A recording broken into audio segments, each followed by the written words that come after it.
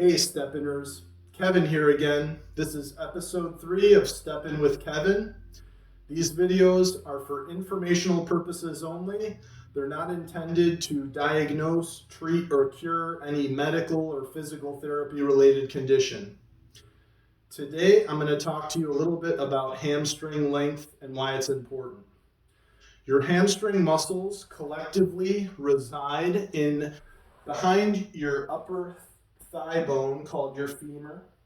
They cross your hip and your knee joint, and they attach from your sitting bone, which is called your ischial tuberosity, to your lower leg bones, your tibia and your fibula, and they're responsible for bending your knee.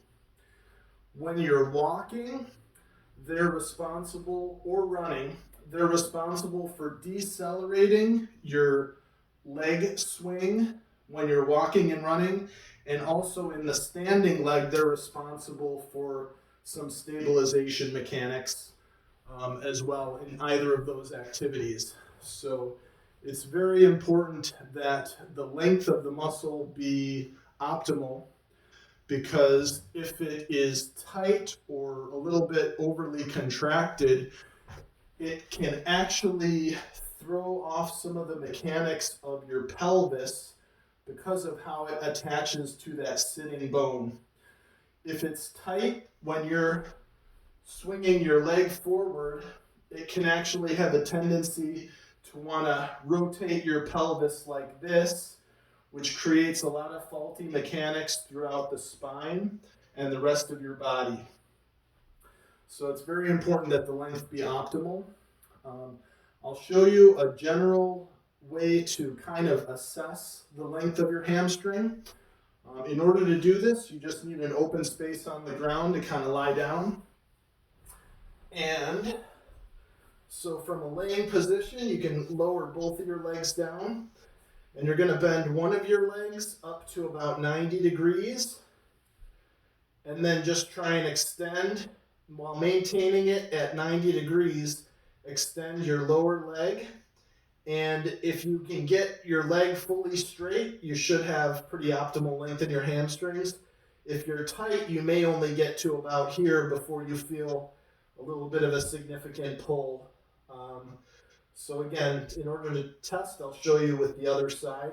You're going to want to bend the hip to about 90 degrees, and then slowly extend the lower leg. And see, this one maybe seems a little bit tight. If it's tight, you may only get to about here. If you're pretty optimally lengthened, you can get all the way up. And the way to stretch this muscle group, if it's tight, is utilizing a belt of some sorts. You can kind of bend your knee, get it set up around the foot, and just kind of bring it up into that 90-90 position, and then gently give a little bit of overpressure to kind of stretch that muscle group out. You can hold this position for anywhere from like 30 seconds to a minute, depending on the desired stretch technique.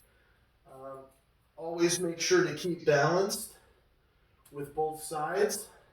So from this position, also, it's very important to remember that when you're stretching, if you're ever experiencing any sudden or sharp pain with any of the techniques that I show you, please discontinue and maybe seek some professional guidance to ensure that you're doing the activity correctly, and also to make sure that you don't have maybe an injury of some sorts.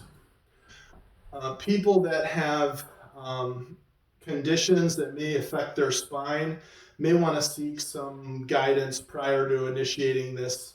But a good rule of thumb is if you're ever in pain whenever you're trying anything, just kind of seek some professional assistance. So I'll show you another way to kind of stretch this muscle group from a standing position. So if you have like a bench or a chair, that would be best. And you're basically going to want to bring your leg with your heel resting right up on top of the bench or the chair. And then from this position here, you can put your hands on your hips, because you're going to want to really emphasize turning your pelvis forward first so that you're optimally stretching from that sitting bone all the way to the tibia and the fibula. So you want to make sure you're stretching that muscle group across your hip and your knee. Make sure you keep your knee straight.